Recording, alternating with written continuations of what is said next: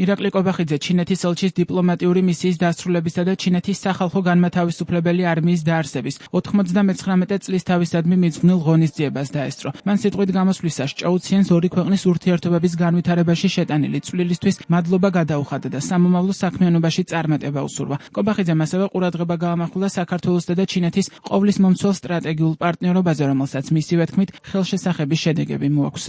ჩვენს ურთიერთობებში ახალი ეტაპი ეკონომიკურ თანამშრომლობაზეც აისახა. ბოლო წლებში ორ ქვეყანას შორის ვაჭრობა სტაბილურად იზრდება. ჩინეთი საქართველოს მესამე უმსხვილესი სავაჭრო პარტნიორია და ქართული ადგილობრივი ექსპორტისთვის მეორე უმნიშვნელოვანესი ბაზარია. ვიზო მიმოსვლა მნიშვნელოვნად შეუწყო ხელი ვიზიტორთა რაოდენობის ზრდას. ამზარდ ინტერესს ახლავს გააქტიურებული საჰაერო მიმოსვლა. დღეს სამი ჩინური ავიაკომპანია ასრულებს რეგულარულ რეისებს საქართველოს მიმართულებით, რაც ახალ შესაძლებლობებს ქმნის ტურიზმის, ბიზნესისა და ინვესტიციებისთვის. ეს ხელშესახების შედეგები ცხადყოფს, რომ ჩვენს პარტნიორობას რეალური სარგებელი მოაქვს ორივე მხარისთვის. ჩვენ განსაკუთრებით ვაფასებთ იმას, რომ ჩინეთი საქართველოს მუდმივად თანასწორ და პატივსაცემ პარტნიორად განიხილავს. იმ დროს, როდესაც საერთაშორისო ურთიერთობები ხშირად ორმაგი სტანდარტებით ხასიათდება, ასეთი მიდგომა განსაკუთრებით დასაფასებელია.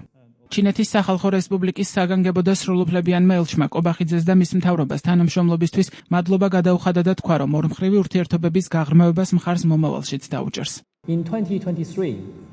2023 წელს საქართველო გახდა სამხრეთ კავკასიაში პირველი ქვეყანა, რომელმაც ჩინეთთან სტრატეგიული პარტნიორობა დაამყარა. გასულ თვეს კი ჩინეთის სახალხო რესპუბლიკის პრეზიდენტმა სი ძინპინმა და საქართველოს პრეზიდენტმა მიხეილ ყაბალაშვილმა ერთობლივად გამოაცხადეს ჩინეთ-საქართველოს ურთიერთობების ყოვლის მომცველ სტრატეგიულ პარტნიორობაზე გადასვლა, რითაც ორმხრივ თანამშრომლობაში სრულიად ახალი ეტაპი დაიწყო. ჩინეთ-საქართველოს ურთიერთობების ეს მნიშვნელოვანი მიღწევები შესაძლებელი გახდა იმის წყალობით, რომ ორივე ქვეყანა ურთიერთპატივისცემისა და ორმხრივად სასარგებლო თანამშრომლობის პრინციპების ერთგულია. ჩვენ მტკიცედ უჭერთ მხარს ერთმანეთის დამოუკიდებლობასა და სუვერენიტეტს. თანამშრომლობთ განვითარებისათვის და ვრჩებით პარტნიორებად, რომლებსაც აერთიანებთ საერთო ხედვები, ურთიერთნდობა და პატივისცემა.